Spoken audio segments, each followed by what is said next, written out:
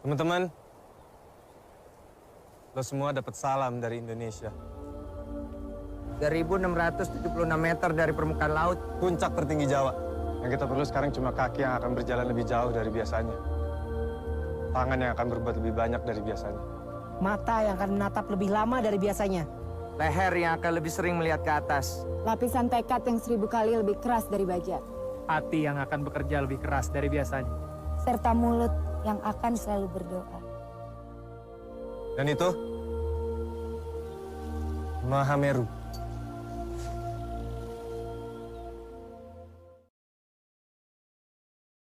Cita-cita lamun geus kolot urang mah cukup simpel dan sederhana.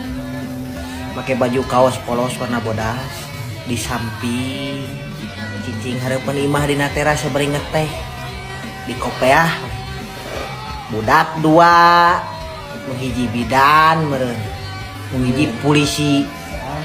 Pamajikan hiji we, pamajikan mah cukup. Nu penting mah nurut ka urang.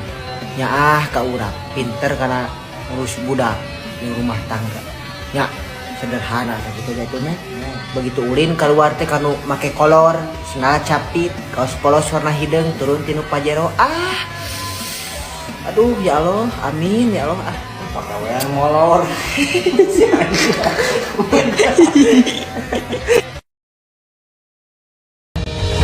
Pendakian gunung bukan tentang seberapa tinggi atau seberapa panjang. Bukan tentang seberapa sulit atau seberapa menantang. Pendakian gunung adalah tentang pergi ke tempat yang paling sunyi untuk kemudian kembali berbincang pada hati kecil yang sudah lama didiamkan. Tentang pengalaman paling privat yang kalau ditanya apa alasan pergi ke gunung, takkan pernah ada jawaban pasti. Kita hanya tahu bahwa kita mencintai karena kita yang menjalani. Semoga hingga tua nanti, kita tetap menjadi sahabat yang bisa tertawa bersama di depan tenda, tanpa peduli apa pangkat dan berapa harta kita di kota. Karena pada akhirnya, kita hanyalah sekumpulan manusia yang membutuhkan alam raya.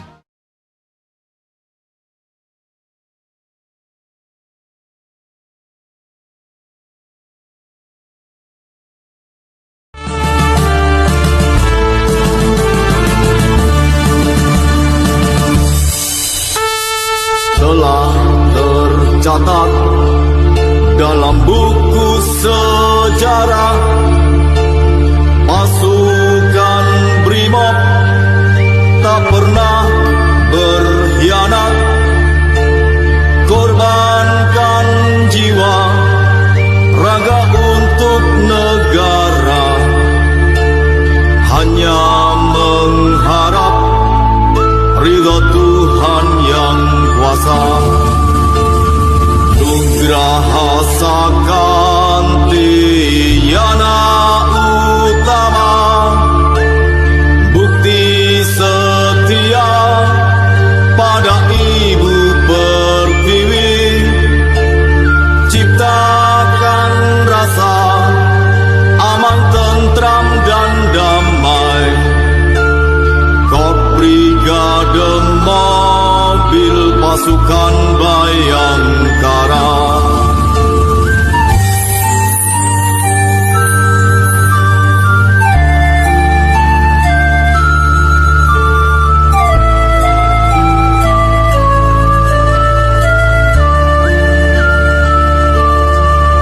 Kuucapkan selamat. Saya cuma mau nanya, kontrak kamu dengan agama Islam masih panjang atau sudah habis masa berlakunya? Apa maksud Bapak? Kok nanya gitu? Soalnya dibilang Islam, tapi lu nggak pernah kelihatan di masjid atau musola. Emangnya saya harus pamer, Pak? Bukan soal pamer, bro. Musola kita sepi nih. Kalau semua orang Islam lu profil kayak lu, nggak mau sholat di masjid dengan alasan nggak mau pamer, mending rubuhin aja tuh masjidnya. Terus saya mesti gimana? Ya jangan naik-naik pohon terus dong. Sekali-kali hiduplah di darat seperti manusia lain. Jangan menghina begitu dong. Loh, sampean yang menghina diri sampean sendiri dengan lebih banyak hidup di pohon daripada di atas sajadah. Padahal cuma disuruh sholat berjamaah. Kalau sampean muslim, sampean juga kena tugas menghidupkan masjid. Itu perintah Rasulullah dari zaman dulu kala. Rakyat jadi pada miskin, kita disuruh irit-irit, DPR minta naik haji. Oh yeah.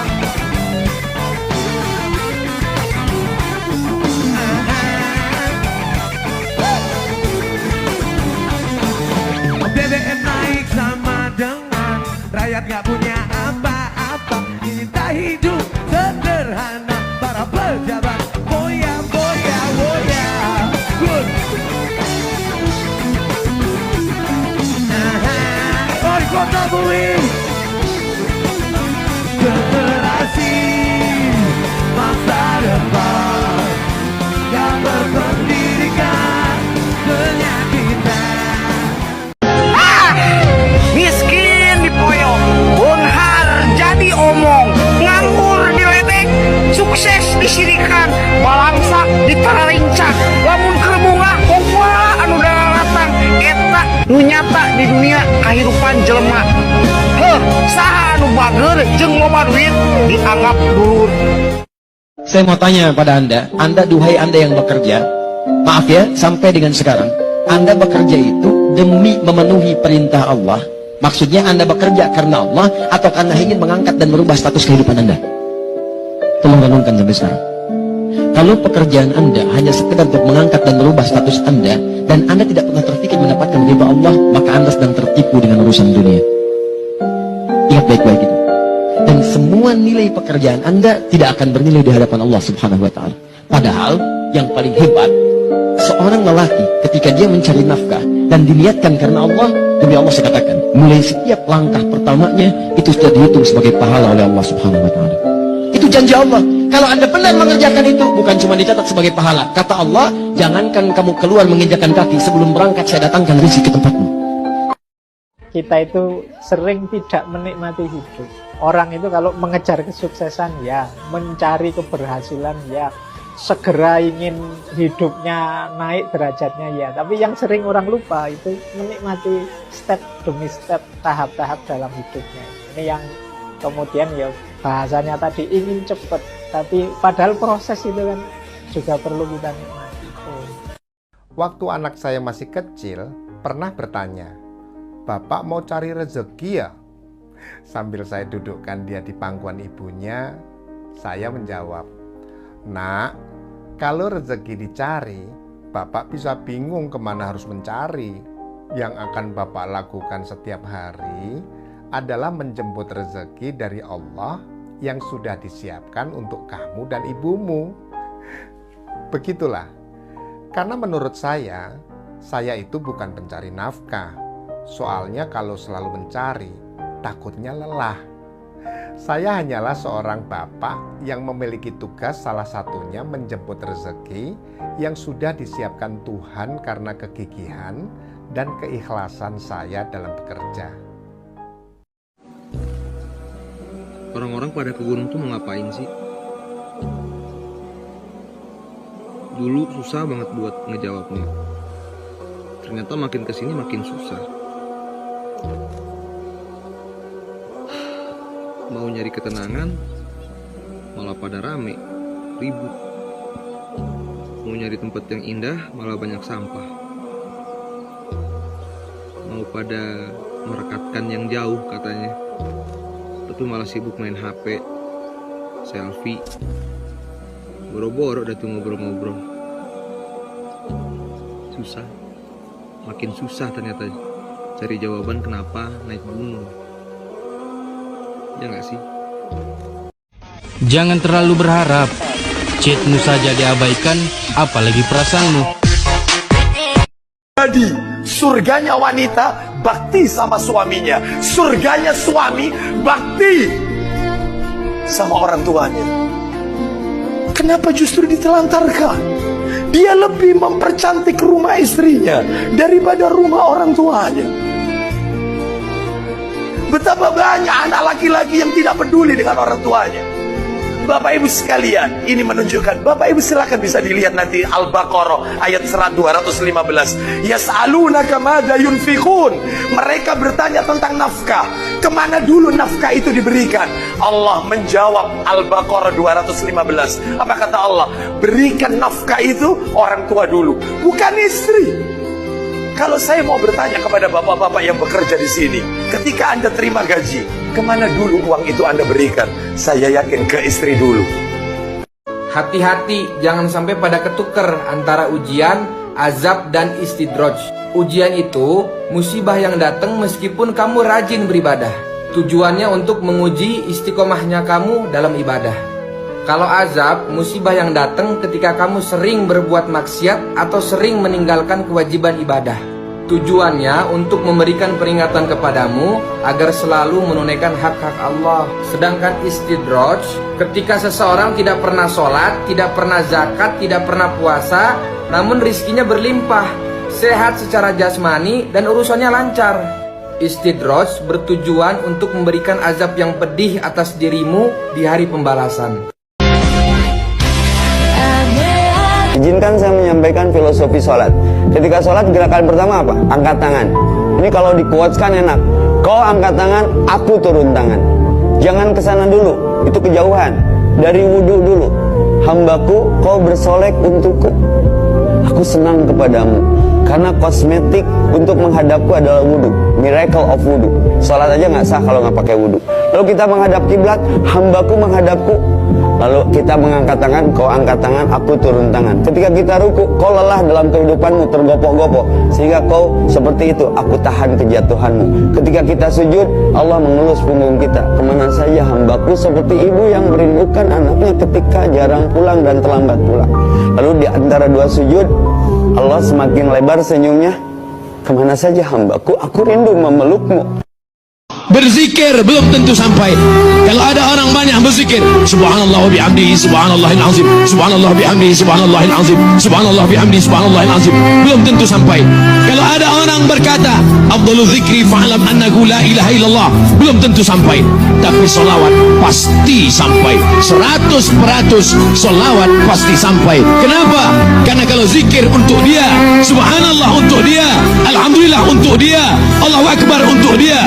Tapi manakala dia berkata Allahumma salli ala Sayyidina Muhammad, untuk dia nun yang jauh di sana, dan Allah pasti kabulkan, kerana Allah berjanji wala sawfa yu'tika rabbuka fatarda, apa yang kau mau pasti aku akan beri. Saya jadi Anda, saya sederhana. Ya udah gini, kamu mau jadi YouTuber, kamu mau jadi selebgram, yuk buat. Tapi tetap sekolah. Nggak usah ngotot di nilai pelajaran. Yang penting kamu sekolah aja. Karena di zaman nanti sukses tidak melihat dari nilai sekolah, tapi sukses dinilai dari kreativitas apa yang bisa mereka lihat nanti.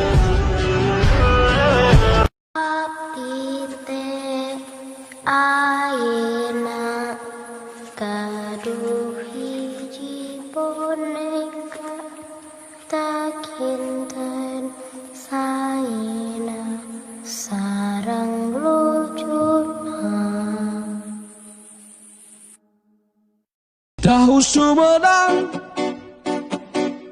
tahu rumah taksono, cekuri, can ayam, anu bisa ngilikan. Tahu Sumedang, tahu nupang raosna, komo dicengekan, komo lamun disambelah.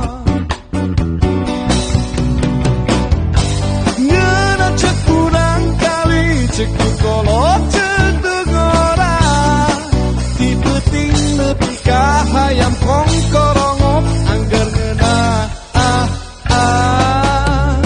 cek saya tahu iya anu ngena, cek saya tahu nupang raosna. Usaha mah ulah ningali jentulna, nu penting alit nirilik barokah. Mata konsepna oge seeutik mahi loba nyesa, ta eta. Sanajan leutik nirilik tapi barokah. Meujeul jangan nahaun. Jadi tuh cup cekolot mah di mana butuh cukup. Butuh meuli motor cukup, butuh meuli mobil cukup. Butuh nyakolakeun budak cukup. Da bahasana ge butuh lain kahayang. Pasti cukup lamun ruang lingkupna kabutuh. Da harta mah lamun saeutik teu pernah mahi, loba teu pernah nyesa, hartina urang teh kedah tanda tanya. Ngalana kumaha? Sumberna ti mana? Tengali nyeruan, nyesepan kemang-kemang laleutik, tapi ngahasilkeun madu anu luar biasa manfaatna. Aya deui laleur hejo mah nu penting jentulna we badag katingalina. Padahal bangke muning.